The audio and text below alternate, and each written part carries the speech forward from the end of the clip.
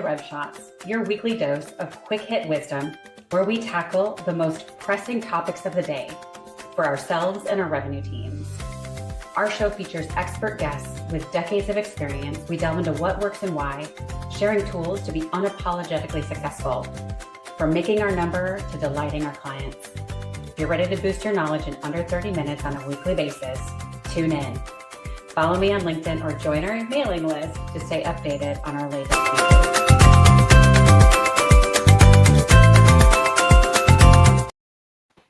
Hello, everybody. Thank you for joining us today. We are on episode 55 of Rev Shots, believe it or not. And that number's not accurate because we've done a couple special editions and we didn't include them in the count. So we're probably closer to episode 60 at this point. So thank you for joining us. We appreciate it. Daren, thank you for joining us on Rev Shots today. Glad to be here. I'm going to claim episode 60. So that'll be how I think about it. I think so. And actually, I was just looking. You were actually on our show last year as well. And I don't recall the episode number, but I will find out and I will post that as we repost our content here. Fantastic. That'll be great. I'd love to see it. Absolutely. Thank you. All right, everybody, at this point what we're talking about and are things that everybody is thinking about and conversations we're all having. And the purpose of Rev Shots is to give you a perspective and a sneak peek into other conversations that are another perspective of conversations that you're already probably having. So it's kind of like eavesdropping around the world. So Daren, thank you for joining us. I know you are doing amazing things with Outset and a few other irons in the fire, if you will. So tell us a little bit about you, your background, and what you have going on right now. Yeah, sure. So again, Daren Lauda, great to meet you all virtually at least. Yeah. I'm the CEO of a company called Outset. We really focus in on helping you build a really long-term predictive bookings model so that you can optimize sales and marketing spending against kind of where you're going and where you want to be. And in a dream state, we finally get sales, marketing, and finance perfectly aligned on sales and marketing spending and predicted outcomes. So the CEO can really focus on running the business. So that's my primary job day to day. I love the fact that you use the word dream state. And so, and I agree with you. It's so funny. I think it's easy to get stuck in our head in these things. And we talk about, the big problem and and we get caught in that swirl of talking about it without applying action. Yes. And thinking like, this is 2025. Most of the problems we have, quite frankly, not in the realm of craziness, right? Or things that are going on, but in the realm of our everyday work, the quote unquote problems we have are fairly solvable. Yes. Yep. Right. So this notion of sales and marketing spend and it being this black box and black hole is not an appropriate thought process. I'm just going to throw that out there for everybody.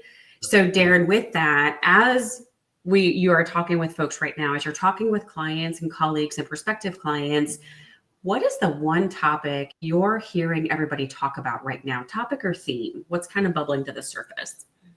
My first instinct is demand generation challenges and how they're going to impact the forecast.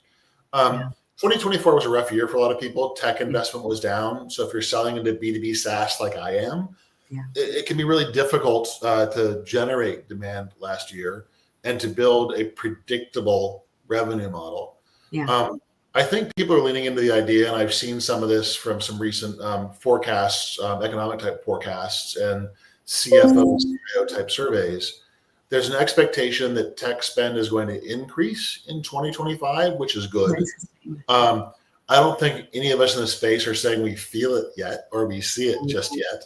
And I think we're still collectively saying, how do I fill my pipeline in and to a scale that will allow me to be really predictable with my revenue delivery. And you kind of, every time we turn around, am I going to hire SDRs? Are SDRs dead?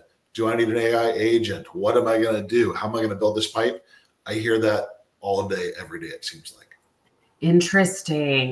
There's a lot of noise in the marketplace right now, right? And we keep using this analogy, and maybe it's overused, where we used to be able to say, and know what my formula was for success. If I did this, I pushed and pulled on these levers, I had this outcome.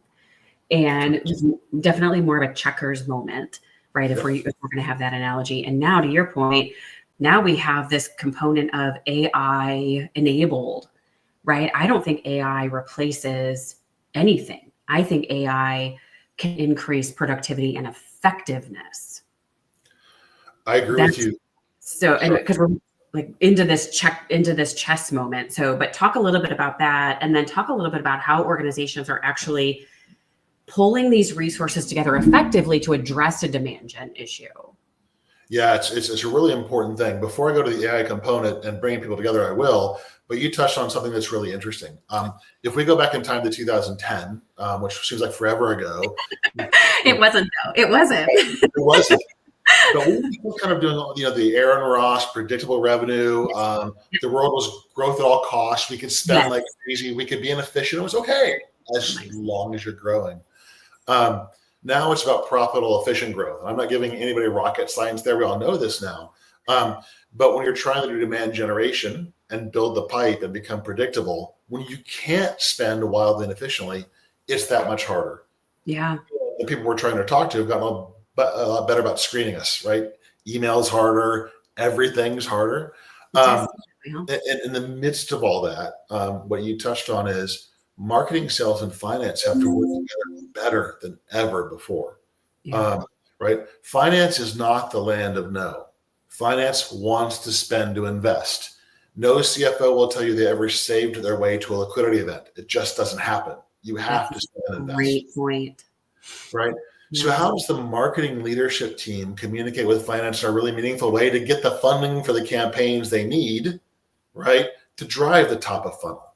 How does the sales leadership team understand the flow from marketing to sales, compare that with potential investments in sales capacity, and communicate that with finance in a way that leads to investment? These are the things I think we have to break down that we don't talk about enough. We race to buy an AI agent that's going to magically solve something, but it's another tool. We have to come together as a team and work well before tools are going to help.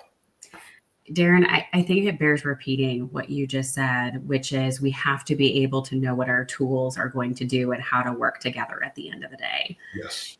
Because it's so easy to throw something at a problem versus really thinking through what is required. Yep.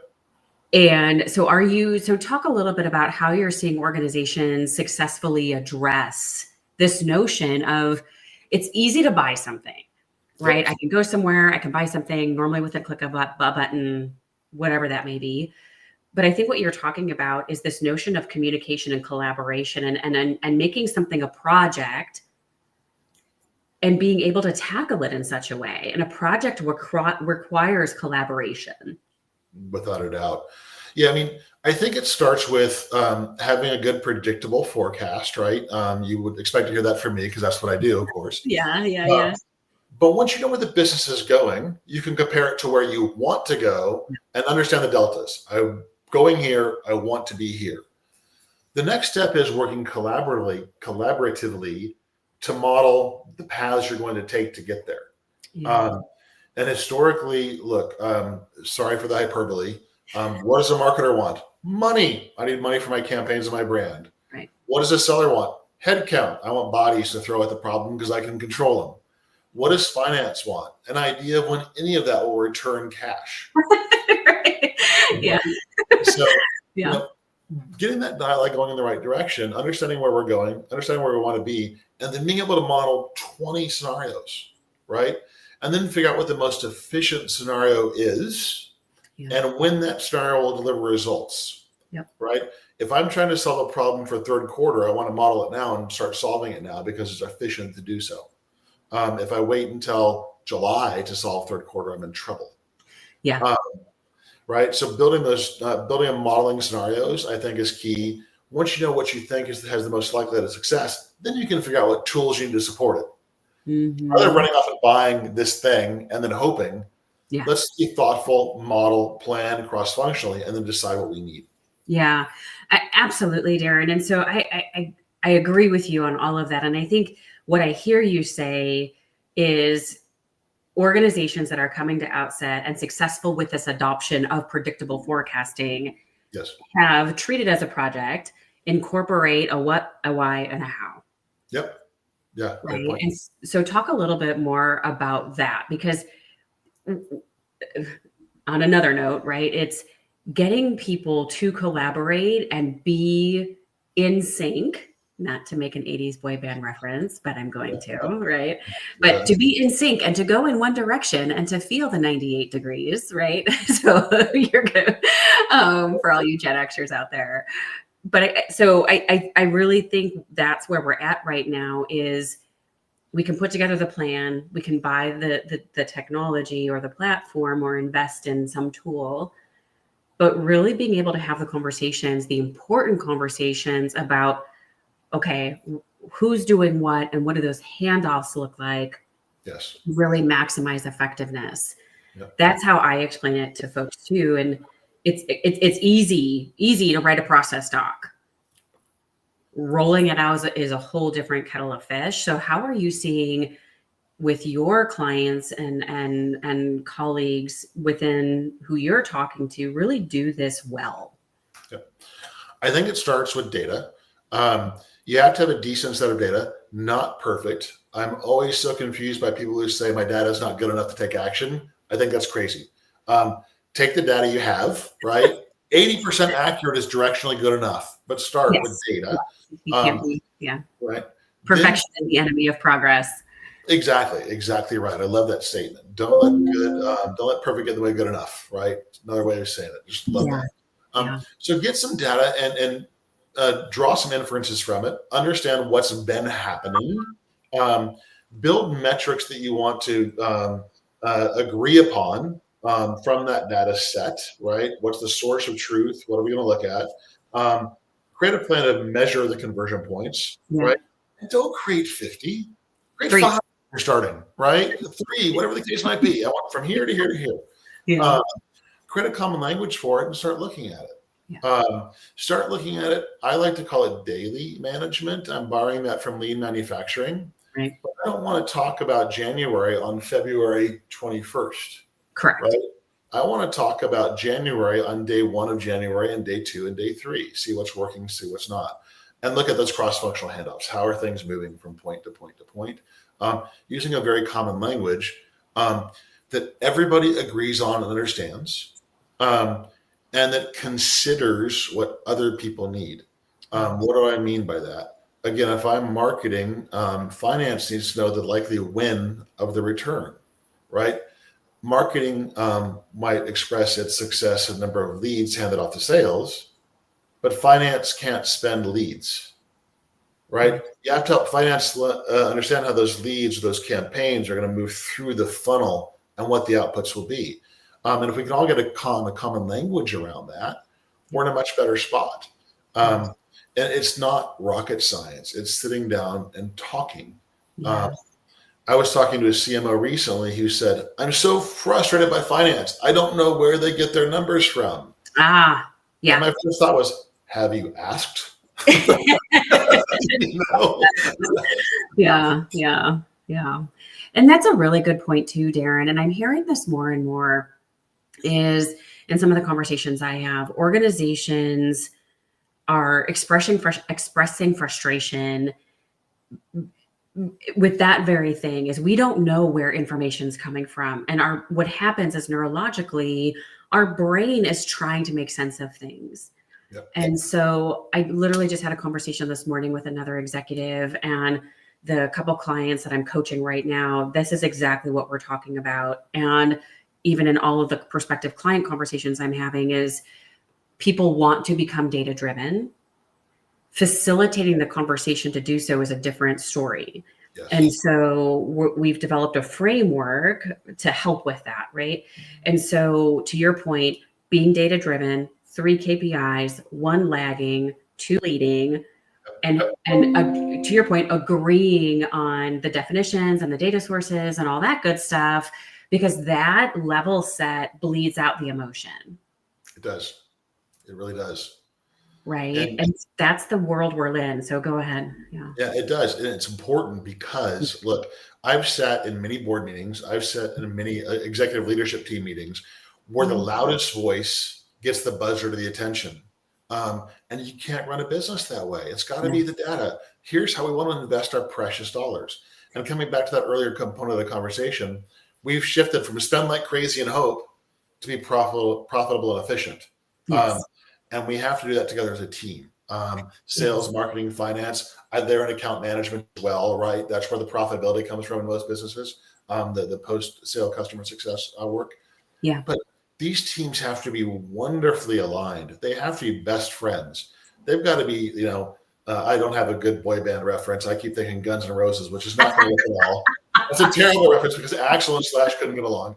But we all have to get along and be arm in arm and be working down the street like the Wizard of Oz, the old school Wizard of Oz, right? Yep. What was her name? Dorothy. Dorothy. Yeah. Off to see the wizard. Yeah. And the wizard skipping down the yellow brick road arm in arm. We have to be there, and we got to find a way to get there. Yeah, I agree with you, Daren. And so that's, again, I think it sounds like we're having a lot of the same conversations with our clients and our colleagues right now, is being data driven. And a lot in the work that I do is coaching those conversations to happen, because sometimes we don't know how or where to start them. And it's the confidence to say, hey, we're going to align and turn our attention to be more data driven, because once we start there, it helps align our actions. And I think that's the other thing, is what we're talking about is aligning thoughts, ideas, actions, feelings in order to achieve these revenue targets. Because like you said, the CMO wasn't saying, I would really like to know where the money is coming from. What he or she said was, I'm really frustrated. Yep. And so I think that's an important distinction right now too, to say, hey, everybody is yes, we want to be data driven, but when we're not data driven, our feelings get the best of us. Yep. Correct. Right. So for folks that are kind of going down this path and using Forecastable, what are some of the, I'm not going to say a success story, but what are some of the aha moments for them that they've seen as they've deployed this more programmatic, data-driven approach and mindset? I think when you get really data-driven, you can start to plan for the win on returns. Yeah. When you can start to plan for the win on returns, you can be infinitely more efficient and more supportive of one another. As a CRO, I might really want an SDR or two added to my pool. But if I know the win on returns and the win of the problem, I could say, you know what, I want to give that budget to marketing. Hey, marketing, take this headcount budget and use it on campaigns, right? There's all sorts of things you can do cross-functionally when you're using data to make decisions and you're speaking a common language and working towards a common goal. Sorry, I shouldn't go back to complaining because we're solving now, but executive leadership teams always like to present a unified front, but when you get into that room and you realize they are using different data and different definitions, John wears tennis shoes, I wear sneakers, the CFO wears tennis runners, right? We all have a different thing, our own different, we're kind of slightly different, we're not in sync. That's the thing you got to fix. Yeah, I agree with you on that, right? And nobody wants to be the new kid on the block with all of that, but see what I did there? Yes. But I agree with you, is how are we unifying and deciding on taking our egos out of the equation to be data-driven, to have a common language is definitely very helpful. Yep. For sure. And so to switch gears on that, you are going to be speaking at our H2H Human Connection Done Right Summit coming up in March. So give us a little bit of a preview into what you're going to be sharing with us during that summit. Yeah, I'm really excited to be talking about kind of bringing the human intersections into technology and how all these things engage together in a really meaningful way. I mean, you can probably hear it almost being repetitive. I love talking about how the human impact of all these things. We're desperate to buy tools. We're desperate for tech, but bringing it together in a meaningful way so that we can work together as teams to achieve amazing things. That's what I'm focused on. I'm looking forward to having a great session on that topic. Yeah, it's going to be a lot of fun, everybody. So you'll see as we repost this show for you, there's going to be a link, and Daren has a link to his session and his page for our upcoming event. It's H2H Human Connection Done Right, March 13th. It's a virtual summit with probably 17 some odd speakers. and an amazing keynote for you where we're going to be diving into these topics and giving you tangible, tactical things that you can do today or that day to make a positive impact for yourselves and your team. Yeah. So I'm really excited to be a part of it. You've put together a great agenda and cadre of folks. It's really exciting. thank you. I think, Daren, to your point, like I love helping people too. And I remember sitting in seat as a practitioner going, man, I just want tools. I don't want a sales call. I know what my problem is, I think, right? Or I know what I want. I know what I need. I know what I want to investigate. And there would be some gate of some sorts. Like I don't want to download. I don't want to put my name on a mailing list. I don't want to sign up for a free trial. Like I just want an answer that is coming from a reputable source that helps me solve my problem right now. And that's what we put together with this event, the virtual summit that we're doing, and our event that we're doing in June in Phoenix as well. So I'm looking forward to that one as well. I've got it on the calendar. It's going to be so amazing. So it's really about giving people the opportunity to join kind of a think tank mastermind session and bring your stuff to the table. And with a group of people that care about you as much as you care about you, we're going to solve problems, right? And unlock and unblock things. That's important. Those are the important conversations. So yeah, I get on my soapbox with that. So thank you. Daren, where can people find you right now? Pretty easy. Daren, Daren, at outsetops.com. So there's an OPS after the Outset. Yeah. LinkedIn. I spend a lot of time on LinkedIn these days. I'm really not that hard to find. Our website is outsetops.com. Shoot me a note. I'll definitely respond. Wonderful. Thank you so much, Daren. I appreciate that. All right, everybody. Thank you for joining today. Make sure you visit Daren at Outset Ops. And of course, make sure you're joining us for our upcoming virtual summit, March 13th. It's a 3/4 day summit. Pop in, pop out, see the speakers you want to see, join our think tank rooms and get answers and solutions to some of the projects you're working on right now to be successful. Thank you so much. We'll see everybody next week. Have a great weekend. Take care. Thanks, Daren. Absolutely. Glad to do it.